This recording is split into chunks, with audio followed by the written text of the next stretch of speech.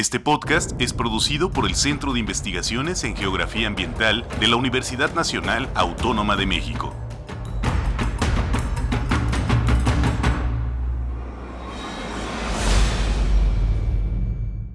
Gracias por acompañarnos en una emisión más del podcast Todo pasa en un lugar.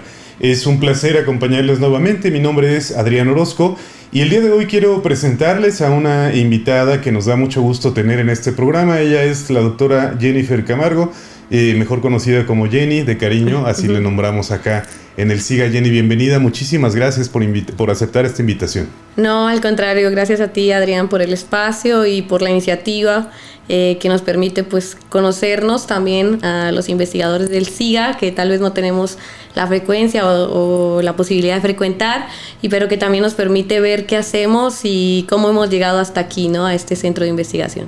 Claro, y esa es justo la pregunta con la que solemos iniciar, ¿no? ¿Cómo llegó Jenny aquí al SIGA a hacer este escenario de investigación postdoctoral, que es el esquema con el que tuviste oportunidad de acercarte a este centro, a la UNAM, a México? Y es que, aunque no parezca por su acento, es algo que le hemos dicho fuera de cámaras, Jenny no es mexicana, es de origen colombiano, y uno está habituado a escuchar el acento colombiano y a identificarlo de formas pues muy, muy fáciles, ¿no? Contigo no es así. Cuéntanos, ¿cómo ha sido este camino, Jenny? Bueno, pues empezaré por lo del acento, pues ya son muchos años aquí en México, ya son 10 años, pero también yo creo que ahí, como todo, ¿no? La geografía y las regiones tienen más acentuados, ¿no? Los dialectos y los idiomas de nuestros países. Y pues bueno, yo creo que vengo de una región en la que cuenta con un acento muy neutro, y aquí México su habla es bastante particular y creo que la ha adoptado muy bien. Y precisamente yo creo que el vínculo tan fuerte que hay con México es el que me ha traído finalmente hasta aquí, hasta esta institución, en mi investigación postdoctoral. Realmente yo llegué al SIGA porque, como todo, ¿no? En la academia creamos redes de trabajo, equipos con los que formamos colectivos permanentes, por lo menos de diálogo, y que también se convierten en amigos. Y justo un amigo que trabajo con, que es mi asesor, el doctor Pedro Urquijo, pues me recomendó, ¿no? El SIGA, en busca precisamente de ampliar mi formación y a tener una visión más interdisciplinar de los problemas sociales. Pues él me decía, ¿no? Qué mejor que puedas entrar a un centro de geografía con un enfoque ambiental que te va a permitir no solo ya dialogar con la historia y la economía, que era como mis campos más fuertes, sino problematizar desde otros enfoques y con otras también ópticas que desde los campos de formación que tenemos y que de pronto a veces marcan mucho nuestras perspectivas y nuestros trabajos, pues perdemos, ¿no? Perdemos de vista en el camino. Y precisamente pues Nexa me recomendó trabajar con Pedro por la afinidad también que tenemos en términos... Estamos hablando del mismo Nexa, de Zahualcóyotl Luis Gutiérrez. Ajá, sí. Claro, sí, está ahora en el Colegio Mexiquense, ¿no? Sí, gracias a él y el contacto que tenía pues con Pedro. Igual yo también ya conocía a algunos investigadores de aquí, pero sobre todo de la ENES, con quienes tuve la oportunidad de trabajar un año en 2015, 2016, y ya sabía más o menos hacia dónde, ¿no? Van los trabajos que se hacen de historia ambiental y de geografía ambiental, que, bueno, lidera Pedro, Karin y otros más. Entonces creo que ahí hubo una afinidad, digamos, temática, también una afinidad de enfoque, y creo que una necesidad también de dialogar con otras personas. Yo pues vengo de universidades de provincia, me gusta mucho el poder, digamos, diversificar o conocer otros espacios, no solo otras academias, sino a partir de la misma academia conocer otros lugares y ver otras realidades y cómo viven esas realidades también las investigaciones y pues los problemas cotidianos a los que nos enfrentamos todos. Y creo que por ahí fue mi motivación y la idea pues de trabajar con un enfoque regional. Pienso que si bien el mundo está globalizado y las problemáticas trascienden, ¿no?, los marcos nacionales, las regiones viven estas problemáticas de manera diferenciada conforme a la cultura, a los patrones de vivencia, a las relaciones, a las sociabilidades que hay, y eso creo que compartimos con Pedro, como esa idea del peso de las escalas geográficas para poder explicarnos, ¿no?, problemáticas globales. En este sector en el que nos desenvolvemos, bueno, el tema de la historia ambiental la reconocemos como una línea de investigación muy robusta, con además una tradición profunda en América Latina, pero muchas veces afuera, ¿no?, en el sector de las personas que no han tenido un acercamiento previo a estas disciplinas, historia ambiental podría entenderse quizá de manera muy literal, ¿no?, como la historia del medio ambiente quizá, como los cambios en el medio ambiente. ¿A qué se refiere específicamente este campo de estudios o esta disciplina de la historia ambiental? Bueno, yo creo que sí, la historia ambiental trasciende y va más allá del entorno natural, ¿no? Y precisamente pues nos lleva a reflexionar la relación entre el ser humano y la naturaleza, entre el ser humano y los territorios, la definición misma del lugar, ¿no? Cómo hay una apropiación de los lugares que va cambiando conforme los contextos y las necesidades, ¿no? Y también pues los procesos, ¿no?, que esos lugares viven, ¿no?, en su momento. La historia ambiental, y en ese sentido yo creo que ha avanzado mucho en América Latina, reconoce además de esa relación sociedad-naturaleza, sociedad-territorio y de esa categoría de lugar, también reconoce que la naturaleza en sí misma no es un agente, no es algo exógeno, sino es un actor, ¿no? Que también vive sus propios cambios, que aunque son cambios, digamos, de más larga data o de más largo plazo, pues también, digamos, son cambios que debes tener en cuenta en la óptica o cuando estudias, ¿no?, al ser humano, ¿no? Entonces, por un lado eso, también yo creería que la historia ambiental como campo es un campo pues sí, de la ciencia histórica, pero que abona de muchos más, ¿no? La geografía, las ciencias ambientales, la biología, ¿no? Y eso se puede ver reflejado en la diversidad de personas con formaciones muy distintas que han llegado a hacer historia ambiental en América Latina, ¿no? Biólogos, químicos, geógrafos, historiadores, sociólogos, ¿no? Y cuya inquietud es la misma, precisamente explicarnos los procesos humanos, pero sin descuidar que vivimos en un entorno y que ese entorno condiciona, ¿no?, precisamente los cambios que la humanidad ha tenido. Y por lo tanto sus problemáticas de estudio o sus preguntas de investigación en un momento dado tienen que considerar tanto el aspecto histórico como el aspecto de las sociedades y de los individuos a la par de una dimensión ambiental. Me imagino que más o menos así se van estructurando las problemáticas de investigación que ustedes abordan en diferentes momentos, ¿no? Sí, pues yo creo que hay una cuestión ahí básica que pues yo creo que todos los campos históricos abonan, que es la cuestión espacio-tiempo, pero en el caso de la historia ambiental, además del espacio-tiempo y del elemento social, pues está los elementos del entorno, los elementos vinculados al territorio, al paisaje, cómo ese paisaje se modifica, cómo las estructuras paisajísticas también modifican las relaciones sociales que se pueden dar en cierto lugar, en cierta región. También, digamos, abona a que el territorio se reconfigura, ¿no? No es un territorio plano, no es un territorio homogéneo, sino es un territorio que va cambiando, que va transitando, que va transformándose, y que en esa transformación misma están presentes no solo los recursos bióticos, abióticos, sino también los ciclos de vida, ¿no? Y la vida misma, los ecosistemas mismos. Yo creo que en ese sentido la historia ambiental viene a enriquecer no solo la mirada espacio-tiempo-sociedad, sino la mirada espacio-tiempo-sociedad, naturaleza, territorio y lugar.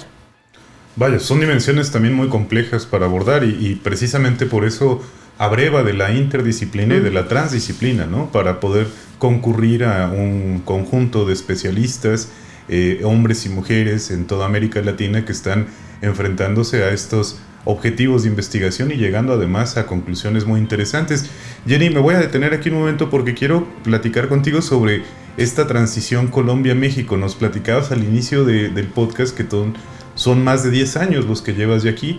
Sé que la parte, por lo menos, de tus estudios de posgrado se ha desarrollado en México, pero muy atrás, ¿no? Muy atrás en el tiempo. Jenny adolescente, Jenny joven en bueno, sigue siéndolo por supuesto, pero me refiero mucho más joven, preguntándose qué estudiar, cómo dirigir la vida profesional y el entorno donde finalmente ocurre esta transición entre quedarte en tu país natal o salir a otro lugar y lo que ha terminado por desarrollarse como este camino de vida. ¿Cómo era Jenny adolescente? Cuéntame. Bueno, pues a Jenny adolescente fue una Jenny que siempre le gustó leer. Uh-huh. Yo creo que ese es un punto fundamental para todos los que arribamos a las humanidades, desde cualquier campo. ¿Qué leías? ¿Cómics, novelas? Me gustaba mucho la literatura, me gustaba mucho la historia, me gustaba mucho la geografía. También, digamos, como que en casa, si bien no había un hábito, porque creo que esa es una de las cosas que todavía no podemos percibir, y ahora con más intensidad, que nuestros países, pues en general latinoamericanos, tienen un hábito bajo de lectura. A pesar de ello, pues como que siempre mi mamá, mis abuelos, pues me abonaban a decir, bueno, si le gusta, uh-huh, pues hay que comprarle una obra, si tiene la inquietud, hay que pues fomentarle, ¿no?, esos espacios, brindarle también esos espacios de lectura, de reflexión, que pues a mí siempre me gustaron. Pero también, además de la lectura, a mí algo que también me parecía muy interesante es poderme explicar, ¿no?, a la sociedad. Siempre a mí me gustaba que mis profesores de ciencias sociales nos invitaban a reflexionar lo que pasaba en nuestra cotidianidad, a través de nuestros lugares más cercanos, ¿no? Uh-huh. Nuestras comunidades, nuestras localidades. Y eso pues siempre me llamó mucho la atención, ¿no? El poder estudiar más allá, ¿no?, de una ciencia exacta, de un número, sino poder estudiar a algo más sensible, que es el ser humano, que es las relaciones interpersonales. Entonces yo creo que también los profesores que tuve en la infancia marcaron mucho, sobre todo uno, que siempre me invitó, ¿no?, a no solo reflexionar, sino a poder también expresar lo que yo pensaba bajo mi criterio, mi perspectiva, y con una mirada muy crítica en el sentido, él decía, no de criticar, sino de aportar a lo que tú lees, ¿no?, que no te quedes con lo básico. Entonces creo que en eso también mis estudios, o el colegio por lo menos donde estuve, tuvo una injerencia muy importante, y en razón de eso a mí también siempre me gustó la docencia. O sea, me gustaba como se me daba bien exponer, hablar, ayudar a los compañeros, colaborar en los trabajos, a partir de una figura no de imponer, sino de trabajar en equipo. Eso también me llamaba la atención, y como que desde ahí empecé a ver que mi perfil tenía que ir hacia el lado humano, pero también hacia el lado del ser maestro. Uh-huh. Entonces afortunadamente en Colombia, digamos, no hay una ruptura tan fuerte como lo percibo yo un poco en México, entre la docencia básica y la investigación. Allá las licenciaturas con enfoque pedagógico también tienen un enfoque en investigación, y eso a mí se me hacía muy interesante. De hecho, yo egresé de una universidad pedagógica y tecnológica en Colombia, cerca a la ciudad, al pueblo donde yo vivía, y lo interesante era eso, ¿no?, como desde el primer semestre tenías ese enfoque pedagógico, uh-huh, ese enfoque de la didáctica de las ciencias sociales y de la práctica en el aula, pero también tenías ese enfoque de investigación, ¿no? Entonces nosotros, las materias como obligatorias de nuestro pénsul era pedagogía 1 hasta la 10 e investigación 1 hasta la 10. ¿Es el equivalente, Jenny, a lo que en México son las escuelas normales, las que preparan, digamos, al profesorado de nivel medio, básico y demás? Uh-huh. ¿O no hay un símil en términos de lo que se oferta en México? Justo es a lo que iba. Uh-huh. O sea, las normales en Colombia tienen un enfoque más técnico. Yeah. O sea, sí, claro, obviamente están dirigidas a que tú puedas dar clase, uh-huh, pero es como un nivel técnico. Entonces, a nivel profesional, digamos, en la parte ya de formación docente, pues están las licenciaturas, ¿no?, en química, en ciencias sociales, en matemáticas, y estas licenciaturas pues tienen ese doble enfoque, ¿no? Entonces te permiten a ti crecer en la parte de docente, pero también ir viendo qué te gusta en la investigación, ¿no? Entonces, ahí en la universidad, pues el peso de las 3 áreas más fuertes de mi licenciatura en Ciencias Sociales eran Historia, Geografía y Sociología. Y tú podías escoger cualquiera de las 3 o, en su defecto, ir brincando, ¿no?, de una a otra. Como una clase de especialización. Como un tipo de especialización. Entonces, a partir de ahí, pues yo me di cuenta que mi gusto se direccionaba más hacia la historia y la geografía. Ajá. Y pues empecé a buscar, ¿no?, grupos de investigación, se le llaman allí, que son financiados por lo que sería el equivalente a CONACYT aquí, que es Colciencias allá. Bueno, ya hoy es la secretaría, ya sé, con tantos cambios. Y allá esos grupos de investigación te van articulando para que, pues además de las clases que tienes, puedas trabajar, ¿no?, con ellos y colaborar en cuestiones editoriales, también en cuestiones de realización de eventos, y vayas como creando un pequeño, le llaman incluso semillero, ¿no?, un pequeño semillero o una semilleta de interés por el área investigativa. Y así fue que me moví entre los 2 campos. La docencia, que finalmente me gusta muchísimo, creo que en algo que coincido con la mayoría de profesores, que la transformación de la sociedad está en los niveles primarios, o sea, si bien tú tienes una formación que termina en un postdoctorado, ojalá todos pudiéramos llegar ahí, pues realmente la formación básica también va a marcar mucho lo que te depara, ¿no?, el futuro como individuo, pero también como ser social. Entonces ahí empecé con esto, y precisamente de uno de los grupos de investigación, creo que México y Colombia tienen mucha cercanía institucionalmente. Entonces, no solo mi universidad, yo lo percibo en otras universidades, la Nacional de allá, la Javeriana, han hecho muchos vínculos a través de diferentes proyectos con universidades mexicanas y con universidades españolas. En aquel momento Alemania tenía un peso menor. Hoy en día Alemania es un lugar con el que también se han construido muy buenas redes de trabajo, alianzas y convenios que en aquel momento no había, ¿no? O de pronto habían, pero más en el área de ciencias exactas.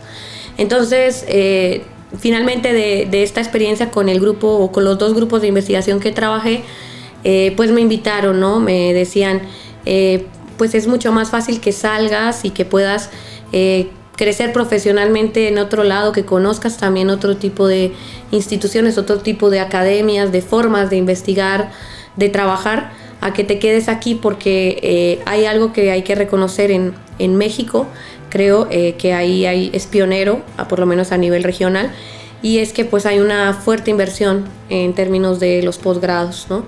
En Colombia la inversión la tienes que hacer tú. Entonces tú debes costearte la universidad, pero no es a un costo, digamos, accesible para todos. La verdad, el hacer un posgrado allá implica una gran inversión económica y una gran también desgaste, porque tienes que trabajar a la par de pagarte los estudios. Es muy difícil. Son muy pocos los casos de becas que Colciencia brinda. En realidad la mayoría de personas lo hacen así. Trabajan entre semana y el fin de semana o en las noches toman las clases, ¿no? Y eso me decían también en los grupos de investigación. Es mucho más tardado también terminar, ¿no? Entonces, digamos, hay personas que hacen su maestría, no terminan en 2 años, terminan en 4. El doctorado, hay personas que lo hacen y terminan en 10 años. Entonces, es complejo el tema también de equilibrar allá el trabajo y pues la investigación y pues el formarte como un académico. Entonces, eso también pues me hizo ver hacia afuera, analizar opciones al exterior. Y la verdad pues yo elegí México por las raíces y el fuerte apego a la familia. Creo que ahí, digamos, como que uno sopesa, ¿no? También de pronto Europa pues podía haberte brindado cosas maravillosas, pero yo buscaba algo más cercano, más próximo, culturalmente hablando también. Entonces en Colombia, digamos, es muy querido México, y culturalmente para mi familia también. Entonces como que era mucho más fácil también la adaptación de ellos a una noticia relativamente rápido, porque yo me vine tan pronto egresé. O sea, entonces pues para una persona joven que aunque tu familia te apoya, pues es mucho más fácil, ¿no? Pensar en 4 o 5 horas que en pensar en 12. Vuelos de 12 horas transatlánticos. Transatlánticos, exactamente, y también con una cultura mucho más cercana, mucho más cálida, digámoslo así, que es la visión que tiene por lo menos mi familia y en general por lo menos la región de donde yo provengo. Entonces, de esta manera es que llegas a México prácticamente recién egresada de tu licenciatura y con la clara idea, y si no es que ya con los trámites hechos, ¿no?, para ingresar a un posgrado en el escenario pues de un esquema formativo que en México probablemente es una virtud que no se reconozca con mucha frecuencia porque nos falta el marco de comparación o no lo tenemos tan claro. Justo en un episodio también de este podcast hablaba con un colega chileno y él me platicaba este asunto de que la educación pública pues tiene costo, ¿no? No es como aquí donde la UNAM pues te cobra 25 centavos de peso cada año y no hay otro gasto, ¿no? Allá incluso hay créditos bancarios para que tú puedas estudiar y te quedas con esa deuda para pagarla una vez que egreses. Entonces no siempre podemos colocar en su justa dimensión este compromiso también del Estado mexicano, que no es de ahorita, tiene muchos años, es una tradición muy robusta desde el antiguo CONACYT, justamente hoy Secretaría de Ciencia, para fortalecer el apoyo de la formación de recursos humanos de alto nivel y sin discriminación, además del origen, ¿no? Porque justo pues estas becas también aplican para personas extranjeras que vienen con este interés de estudiar en México. ¿Dónde haces tus posgrados? ¿Cómo cursas este proceso? Bueno, yo creo que también en eso hay una ventaja y es la internacionalización, ¿no? Yo creo que la apertura también hacia el extranjero tiene que ver con eso, ¿no? Los posgrados también buscan un reconocimiento internacional que la misma Secretaría de Ciencia, antes CONACYT, lo pide, y en función a eso, pues también eso nos permite a nosotros como extranjeros que no tenemos esa misma posibilidad, el caso Colombia, el caso Chile, el caso argentino, el caso peruano, que son los que más, digamos, podría referir, en donde pues, la educación pública no es pública ni es gratuita, es una educación que pagas incluso conforme al estrato social y también al salario, ¿no?, que devengan tus padres, ¿no? Entonces eso pues para nosotros es una virtud, el hecho de que la internacionalización nos permita ingresar, obviamente bajo un proceso académico, ¿no?, riguroso, que el posgrado mismo determina. En este caso, pues yo ingresé a la maestría en Historia del Instituto de Investigaciones Históricas, aquí en la Universidad Michoacana, bajo pues los mismos filtros, ¿no? Pero yo creo que sí, y en eso me parece que en igualdad de condiciones que los mexicanos. Creo que en eso, por lo menos yo así lo sentí, tanto en la maestría como en el doctorado, y lo veo incluso estando ya aquí en el postdoc, que el financiamiento es totalmente distinto. Sí. Que hay una igualdad de condiciones en cuanto al ingreso, ¿no? Al acceso que tú tienes y a las posibilidades que también te brinda la misma universidad, ¿no? Porque algo que es muy rico, o que me pareció también muy rico, es el hecho de poder contrastar, comparar, ¿no? Uno a veces viene muy sesgado, ¿no?, a una línea de investigación, pero a un espacio específico, ¿no? Y el hecho de encontrarte aquí con personas de diferentes partes, no solo, yo me encontraba con compañeros no solo de Morelia, sino de muchas partes del centro occidente, y el permitir que también, por lo menos en los posgrados, yo tomara cursos fuera, eso me parecía también una posibilidad que enriquecía mi formación profesional. Y ahí salto un poco al doctorado. Creo que en el doctorado, y agradezco a la Universidad de Zacatecas, el hecho de que como no habían cursos de pronto que se adecuaran a tu línea de trabajo, tú pudieras, digamos, ir, ¿no?, a otras instituciones, al Colegio de México, al Colegio de Michoacán, y potenciar, ¿no?, los resultados de tu investigación. Entonces yo hice mi doctorado en la Universidad de Zacatecas, una universidad en donde lo hice también en históricas, bueno, en historia, con un peso también mucho del enfoque regional, que eso también es algo que desde ahí ya me gustaba. Y lo hice con la intención de retribuir un poco a México. Yo creo que eso nos pasa a todos, o a la mayoría de las personas que llegamos de fuera, o en algún momento, ¿no? O el incluir algún capítulo comparado donde puedas ver el caso mexicano o en alguna ponencia visibilizar, digamos, un estudio complementario, ¿no? Entre lo que tú haces sobre Colombia, sobre Chile y con México. Y eso también es una invitación que me llevó a pensar mucho mis cambios de líneas de investigación, pero también el hecho de retribuir y agradecer las oportunidades que se me dieron aquí. Yo inicialmente trabajaba en Colombia, en la maestría seguí trabajando en Colombia, pero ya cuando pasé al doctorado, uno de mis asesores me dijo, oye, pero estás en México, ¿por qué no darte una oportunidad de no solo conocer la historia de donde tú eres, las raíces de tuyas propiamente, sino también de otros espacios, ¿no? Y eso me llevó a cambiar totalmente mi perspectiva de trabajo de aquel momento a hoy, pero también el espacio donde me especialicé y empecé a trabajar a México y una región de México que era el Bajío, ¿no? Entonces, esto obedeciendo un poco a los lugares por donde transité o por donde siempre estuve, ya sea por cuestiones académicas, sino también por cuestiones personales, ¿no? Que también te van moviendo, ¿no? Esa idea de que puedas relacionar el paisaje agrario, campesino, del cual yo provenía, con otro lugar donde las condiciones no sean iguales, pero que también te den te lleven a esos recuerdos bonitos, ¿no? Del ser o del venir de una zona totalmente agraria campesina, como la mía. ¿Y en qué enfoque abordas el estudio del Bajío? Es decir, ¿cuáles son estas líneas e intereses de investigación que vas desarrollando para tomar el Bajío como un objeto de estudio? Bueno, la primera parte que yo desarrollé y que fue la línea de investigación más fuerte, o ha sido mi línea de investigación más fuerte, es la configuración económica del Bajío como un espacio regional cuya tradición agrícola agraria le ha permitido tener una cohesión territorial y un posicionamiento no solo en términos de la economía mexicana, sino también un posicionamiento en términos de los procesos históricos sociales e históricos políticos, ¿no? Entonces, la idea de definir el Bajío más allá de una entidad confederada, de un límite político-administrativo, y verlo como una región que se puede construir a partir de cuestiones económicas, pero también cuestiones geográficas, ¿no? Y ahí viene también, yo creo que mi interés a posterior por las cuestiones ambientales y las cuestiones hídricas, que es la configuración de una región a partir de una cuenca, ¿no? Claro. Una cuenca hidrográfica cuya afluente principal era el Lerma, ¿no?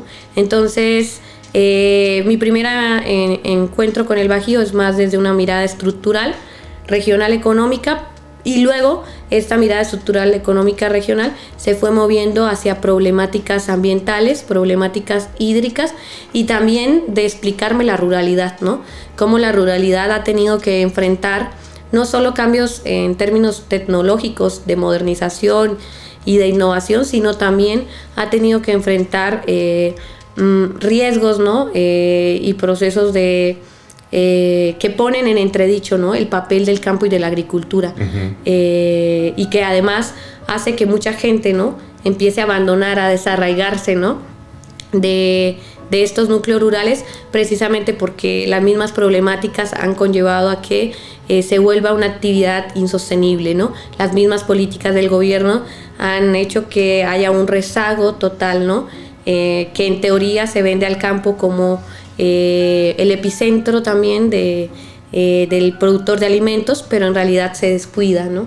Entonces eso me fue moviendo. Yo creo que el interés económico me fue moviendo a un interés ambiental y hoy en día a un interés sociopolítico, digámoslo así también, en el cual me trato de explicar cómo esas condiciones del entorno de los agroecosistemas también afectan el día a día del productor, el día a día del ejidatario, el día a día de la mujer y hombre que se dedica o ha decidido, por los motivos que sean, vivir en el área rural. Y estos intereses de investigación que además han ido como abordando diferentes problemáticas y actores, ¿no? O causas y consecuencias, los has llevado incluso al nivel donde te encuentras ahora, que es el estudio del postdoctorado propiamente, o el desarrollo de una investigación postdoctoral. ¿Continúas trabajando con el Bajío? Sí, de hecho, pues yo empecé con el Bajío en el doctorado, como te decía. Empecé trabajando temas de revolución verde, cambio tecnológico, aplicado pues a la idea de un modelo agrícola más diversificado, donde ya no solo eran los granos y los cereales, sino otro tipo de cultivos más competitivos o más rentables, en un periodo del siglo XX que tiene o que explica muy bien los cambios de la agricultura por revolucionaria, fomentada no solo por cuestiones nacionales, sino también de las necesidades del contexto global. Y ese escenario de la Revolución Verde me llevó a cuestionarme a posterior y qué pasaría o qué hubiera pasado si el ambiente, o más bien las condiciones del paisaje, no fueran propicias para ese cambio tecnológico o esos paquetes agronómicos que en aquel momento se difundieron con muchísima fuerza a nivel rural y a nivel parcela. Entonces eso me llevó a preguntarme qué tanto, ¿no?, el cambio tecnológico estuvo condicionado precisamente al potencial de los recursos básicos, agua y suelo, ¿no? Y por ahí empecé a preguntarme cómo inician las problemáticas hídricas, ¿no? Y hoy podríamos llegar, o hoy hablamos de una vulnerabilidad y de una falta totalmente de seguridad hídrica en la región. Es decir, se consume más agua de la que hay, ¿no? Y cuando me refiero a agua, me refiero al ciclo hidrológico completo, ¿no? Y eso es lo que me llevó finalmente al SIGA, a mirar, digamos, la problemática del agua, de la escasez, de la carencia, pero de esa escasez y esa carencia explicada desde varios como ámbitos. Por un lado, el ámbito de la gestión y de la falta de gobernabilidad que no solo vive el Bajío, sino que experimenta todo México y algunos países también de América Latina.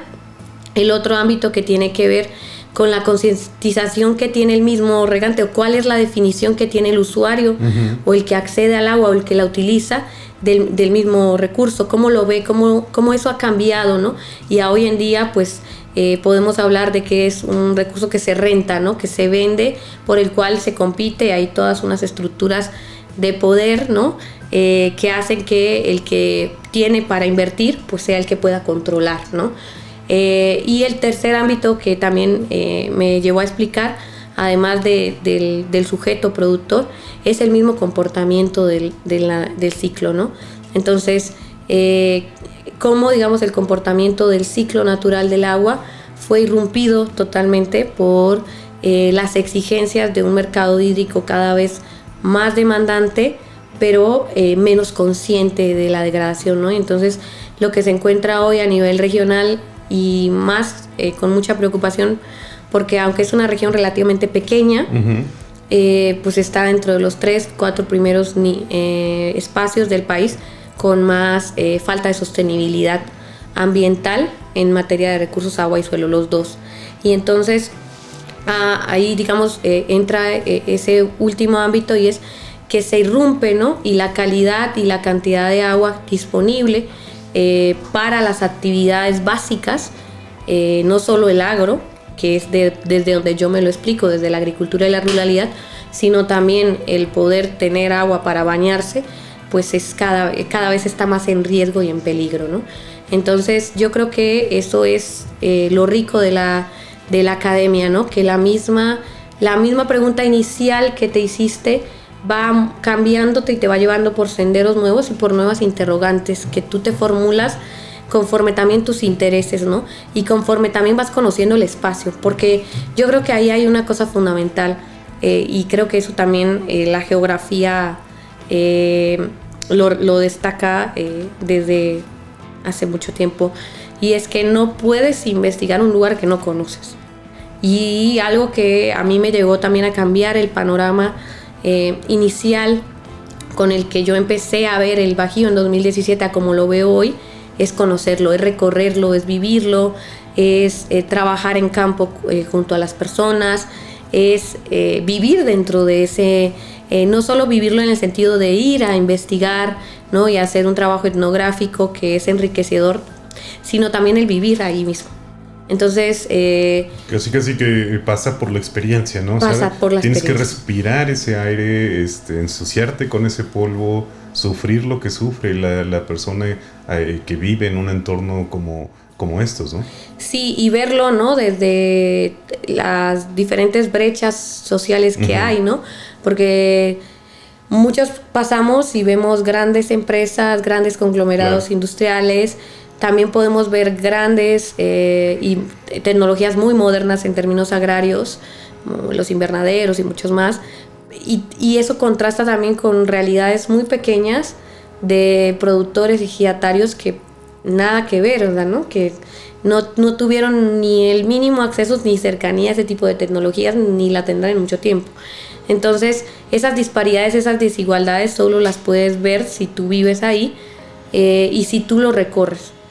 Entonces, algo que sí valoro mucho y que agradezco a mi formación en el doctorado es que la persona que guió mi investigación, a pesar de no tener tanto conocimiento en el ciclo que yo manejaba, en el periodo que yo trabajaba, siempre fue muy sensible, ¿no? Y me decía, hay que ir, hay que recorrer, hay que ver, que tú veas, que tú observes desde diferentes alturas, desde diferentes puntos, pues la realidad agraria, y hoy en día pues ya lo ampliaría no solo a lo agrario, sino la realidad rural. Entonces, creo que en ese sentido, el dialogar no solo con la fuente, el indicador, el dato duro, sino dialogar también con el actor, con lo que se vive, pues te permite tener un panorama mucho más amplio de la problemática que te interesa estudiar. En este caso, o en mi caso, es el agua y sus usos en el mundo agrícola rural, pero puede ser muchas otras, ¿no? Sí, justo mi siguiente pregunta tenía que ver con el componente geográfico. No quisiera pensar de manera muy simplista que el componente geográfico de todo este universo de investigación en el que has trabajado es solamente los lugares, ¿no? Me imagino que hay un montón de conceptos y de metodologías involucradas para justamente llevar a cabo esta investigación, cruzada también por elementos provenientes de la ciencia geográfica, además de la interdisciplina a la que recurres para poder explicarte también otra clase de fenómenos como los hídricos, económicos, productivos, agrarios, etc. Sí, yo creo que el componente, y en eso yo creo que agradezco mucho la oportunidad del postdoctorado, porque a veces uno cuando está en una formación histórica, y eso yo lo critico, y lo critico a nivel personal de mi formación y a nivel general. Cuando estamos en una formación histórica, damos muy poco peso a la cuestión cartográfica. Ajá. Entonces, claro, no es tu fin último, pero me parece que sí es fundamental el elemento cartográfico para explicar de manera visual un problema y cómo ese problema se va moviendo y va circulando de forma distinta. Entonces, ese por un lado, yo creo que uno de los elementos que la geografía nos brinda para enriquecer nuestros trabajos es la cuestión cartográfica.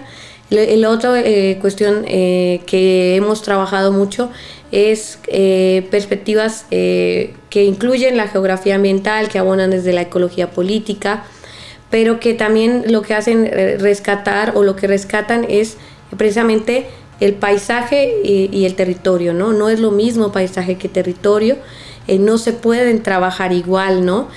Bajo el mismo enfoque y perspectiva, sino que puedes vincularlos en tu misma investigación, pero con factores y aspectos distintos de análisis, ¿no? Entonces, esa idea también de sensibilizarte hacia lo espacial, creo que la geografía es fundamental, porque finalmente, lo que te digo, o sea, nosotros trabajamos en historia de espacio y tiempo, pero realmente el peso mayor se lo damos al tiempo, no al espacio. En otro sentido, digamos, que hemos abordado también desde la problemática hídrica, y no solo es la cartografía, sino también la geografía cultural, ¿no? Entonces, hay dimensiones no materiales más bien representativas, que tú puedes recuperar a partir de la geografía cultural, ¿no? Y esas dimensiones no materiales, simbólicas y representativas, pues están relacionadas con cómo las personas ven a su lugar, ven a su territorio, ¿no? Ven a lo que está dentro de ese territorio, ¿no? Y eso es un poco lo que yo te decía cuando decía o comentaba lo del segundo ámbito de análisis, que es el actor, pero no es el actor en sí mismo, sino toda la cosmovisión que hay detrás de él en torno o en función de una cosa que es el agua. Pero no solo es el agua, sino el agua como parte de un todo, ¿no? De un todo social y de un todo geográfico que explica, ¿no? O que ellos explican muy bien, ¿no? Sin necesidad de ser o tener una gran formación académica. La geografía cultural te permite revalorizar, ¿no? Ese conocimiento que las personas mismas tienen de su territorio y de su lugar. Y que además se identifican a nivel patrimonial, ¿no? Incluso se aborda bajo la perspectiva del patrimonio biocultural, cuando finalmente las personas y los colectivos identifican sus recursos y los asocian también a entidades subjetivas que son parte de la cultura, ¿no? Exactamente, ¿no? Y es esa cuestión de la identidad que trasciende, ¿no? Que va más allá de una costumbre, de una tradición, y que trasciende pues a una construcción societal de ese individuo y de ese colectivo en su núcleo, ¿no? En el núcleo en el cual se sitúa. Yo creo que eso también es un elemento que por lo menos hasta el postdoc yo ni siquiera incorporaba, ¿no? A mis trabajos de investigación, y eso pues me parece que lo que ha hecho es enriquecer y fortalecer también mi componente como ser humano. Claro. O sea, no solo mi formación académica, sino también mi formación como persona. El volverme más sensible, ¿no? A las realidades humanas y a la heterogeneidad de realidades humanas, pues también eso creo que me lo ha brindado el posgrado en geografía ambiental, en geografía en general, y pues también la visión de Pedro, ¿no? Una persona que creo que también a lo largo de los años y de su trayectoria ha abonado por la interdisciplinariedad, pero una interdisciplinariedad bien llevada en función de la inquietud o la interrogante que tú mismo te plantees. ¿Hacia dónde te perfilas en los próximos años, Jenny? ¿Cuál es tu intención en términos de continuar por el camino de la investigación, quizá ejecutar docencia, que sé que también la haces en el marco de estas responsabilidades también del investigador postdoctoral? Quizá regresar a Colombia, buscar un tercer país, continuar en México. Te pregunto esto porque nos interesa mucho como poder identificar hacia dónde se mueve también una persona investigadora en estos campos, en términos de concluir las etapas que podríamos llamar formativas, que en realidad ya un postdoctorado más que formativo es experiencial, ¿no? Porque estás aplicando de manera directa procesos de investigación, quizá con la guía y el acompañamiento, pero de manera también muy autónoma. ¿Qué pasa con Jenny en los próximos años? ¿Dónde te ves? Pues bueno, yo realmente creo que México me ha brindado muchas oportunidades en lo personal, en lo profesional y en lo académico. No estoy cerrada a retornar, pero sí dentro de mi opción número 1, si tú me preguntas dónde me veo, yo me veo aquí, ¿no? Retribuyendo en alguna institución superior pues todo lo que he logrado hasta hoy, ¿no? Hasta en estos 10 años, ¿no? Y retribuyendo me refiero a formando, ¿no? Nuevas inquietudes en personas que tienen, digamos, el interés de acercarse a las ciencias sociales y a las humanidades, y que además es cada vez más escaso, ¿no? Lo que vemos hoy en día de una forma preocupante es que a nivel de posgrados es cada vez menos, ¿no? El número de personas que intentan ingresar, ¿no? Y que se mantienen dentro de esos mismos posgrados. Y yo creo que el poder abonar a que una persona, dos o más puedan, digamos, cumplir sus proyectos como investigadores en formación, y como bien dices luego como investigadores que a través de su experiencia pueden formarse autónomamente, pues para mí sería lo más enriquecedor del mundo. También hay que reconocer, ¿no? Que dentro de esta perspectiva de seguir en México, pues hay un factor claro, que es pues el laboral, ¿no? También no puedes, aunque tengo esa idea, no puedo, digamos, cerrarme, ¿no? A la brecha de que hay otras instituciones en el mundo en el cual también podría, digamos, participar y a las cuales también podrían moverme, ¿no? Porque también es cierto y hay que reconocerlo que el mundo laboral académico es cada vez más competitivo, ¿no?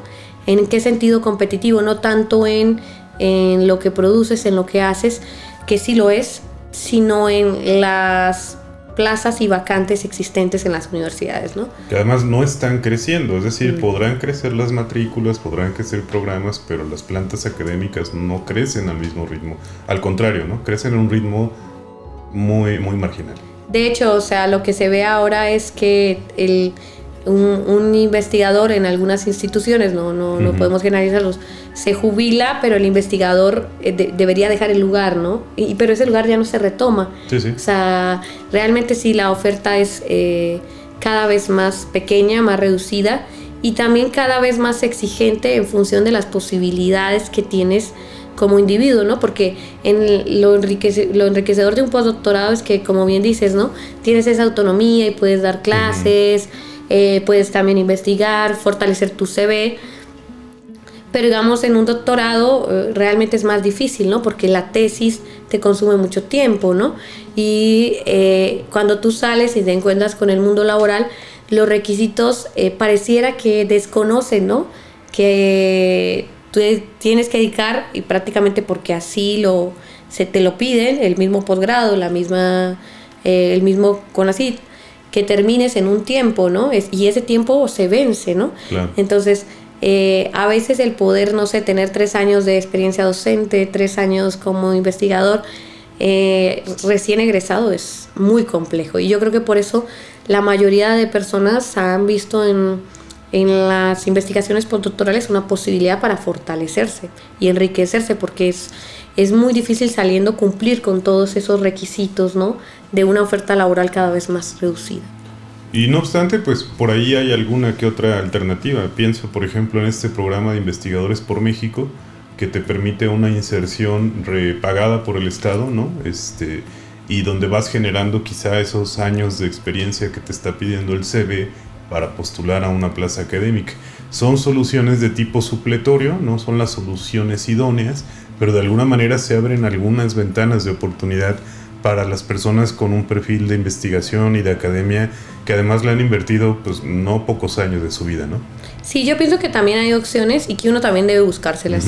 Creo que sí, o sea, realmente si bien es un mercado laboral estrecho, también hay alternativas, ¿no? Y como bien también dices, ¿no? Están los programas del gobierno mismo que lo que buscan precisamente es que tú puedas ir enriqueciendo tu trayectoria para poder, ¿no? Luego abogar a una plaza, ¿no? Y también existe también la posibilidad de irte, ¿no? O sea, finalmente eso es lo rico de la investigación en ciencias sociales y en humanidades, en cualquier, yo creo que área de la ciencia, que te permite pues no solo quedarte anclado a un lugar, porque las perspectivas pues las puedes aplicar y las puedes ver en cualquier parte, ¿no? del mundo, claro, con sus sesgos y con los criterios de seriedad y de teóricos que lo ameritan, pero en realidad también es eso. Por eso yo digo, pues yo me veo aquí. Sin embargo, también no se puede uno tampoco fijar, ¿no? Claro. A una sola posición, a un solo lugar, sino también ir viendo qué otras alternativas se pueden construir en un futuro. Magnífico, pues qué gusto tenerte en este podcast, mi querida Jenny, por acompañarnos. Te agradecemos el tiempo, la disposición y bueno, pues estoy seguro que podemos platicar nuevamente en otro momento acerca de, por ejemplo, resultados, trabajos específicos, publicaciones y productos académicos en los que colaboras, participas, grupos de investigación e iniciativas. Sé que tienen justo ahora, me lo acabas de compartir recién, un seminario con la Universidad de Mendoza, me parece, en Argentina, donde tienen que, pues justo este escenario de diálogo académico interdisciplinario sobre estas temáticas que son de tu interés. Sí, justo lo que hemos tratado de hacer a través de estos años de formación o de investigación postdoctoral es poder también construir espacios de diálogo, pero espacios de diálogo no donde vayas a presentar los resultados de investigación previa, sino que con esos resultados tú puedas abonar a inquietudes de problemáticas que estamos viviendo en pleno siglo XXI y que se agudizan, ¿no? En este caso de problemáticas en torno al agua, que son compartidas por muchas realidades de nuestros países latinoamericanos, y que pues a veces no lo reducimos a la presentación de resultados de investigación, y eso no nos permite, digamos, llevar a un consenso, ¿no? Entonces la idea de esto de nuevo, o de este coloquio, de estos coloquios o conversatorios que hemos organizado con Facundo Rojas en la Universidad del Cuyo, es precisamente abrirnos, ¿no? A partir de nuestras investigaciones, que podemos abonar a preguntas muy cotidianas, o por qué hay escasez, ¿no? Cómo explicar la escasez, o cómo podríamos desde la política pública solventar, ¿no? Las cuestiones de vulnerabilidad e insostenibilidad que tenemos. Y la otra es también, y eso lo hablamos un poco con Bruno Capile, que también está aquí en el SIGA, de poder a partir de estos espacios crear un vínculo, ¿no? Que creo que eso todavía es algo por fortalecer en casi todas las academias, con los actores que estudiamos, ¿no? Porque cómo poder llevar, ¿no?, nuestros resultados a esos actores, o sea, aterrizarlo, ya no solo que ellos nos brinden estos elementos desde el trabajo de campo, sino que nosotros podamos aterrizarlos a ellos mismos. E integrarlos también en un circuito de retroalimentación y de evolución de resultados, compromiso social, un montón de temas ahí, ¿no? Exacto, yo creo que también es eso, ¿no? El tema del compromiso social que la investigación y la ciencia pues debe tener, ¿no?, hacia lo que estudia y lo que hace. Entonces como que por ahí va un poco, no son congresos formales donde tienes mesas ya muy estructuradas, sino que es invitaciones abiertas a personas que les interesen la temática, y a través de moderadores o investigadores ya especialistas que llevan muchos años trabajándola, y que nos puedan, digamos, preguntar, ¿no?, cuestiones muy básicas que podríamos, o que podría decirse, bueno, las tratamos en nuestras investigaciones, pero cómo podemos vincularlas, ¿no? Articularlas desde latitudes muy distintas, ¿no? Claro. Es como la idea, el objetivo. Seguiremos al pendiente de esta y de otras iniciativas, Jenny, y pues ojalá te podamos tener nuevamente en este podcast en otro momento. Gracias por acompañarnos. No, a ti, Adrián, muchas gracias de verdad por el espacio, y pues por el poder compartir nuestras experiencias, ¿no? Hasta el momento no me he perdido de ninguno y creo que en todos coincido de que cada ser humano, ¿no?, lo vive distinto, pero hay un gran amor por la investigación, ¿no? Ese es el núcleo, por la investigación y la geografía. Sí, finalmente alguien me comentaba hace poco, ¿no?, que probablemente la duración de los podcasts sea un problema en términos de la capacidad de visualización. Estamos en el rango de 1 hora. Sin embargo, a mí me parece difícil poder mostrar algo que no solemos mostrar en menos tiempo, que es el componente humano, ¿no? Podemos leerte en tus artículos, podemos leerte en tus capítulos de libro, en tu tesis, podemos saber de ti por tus líneas de investigación y por muchos elementos de tipo académico y profesional. Pero en este espacio a mí me gusta poder sacar a la luz a esa Jenny que nos cuenta la vivencia, el tránsito, incluso también pues las desventuras y los momentos no tan gratos de la vida académica, que los hay, ¿no? La frustración, la incertidumbre en cierto momento, porque eso pues nos coloca en otro terreno, en el terreno de mostrar a las personas investigadoras pues en esta dimensión humana, donde también pues sufren lo que todos y lo que todas, y no estamos pasando por momentos diferentes, solo estamos trabajando sobre líneas diferentes, ¿no? Ese es uno de los objetivos, y creo que lo hemos conseguido contigo en esta charla, y espero que lo hayamos conseguido también en otros episodios. Sí, seguramente sí, así es, porque realmente detrás de todo artículo hay un ser humano que vive, que experimenta, que piensa, que siente, y que además pues tiene todas unas necesidades humanas iguales a las de cualquier otra persona, ¿no? Entonces no solo es la producción, sino también tu esencia como persona. Claro. Pues muchísimas gracias, Jenny. A todas y todos quienes nos ven o escuchan, también agradecemos su compañía, el favor de su tiempo, y pues nos vemos o nos escuchamos en el siguiente episodio. Hasta la próxima.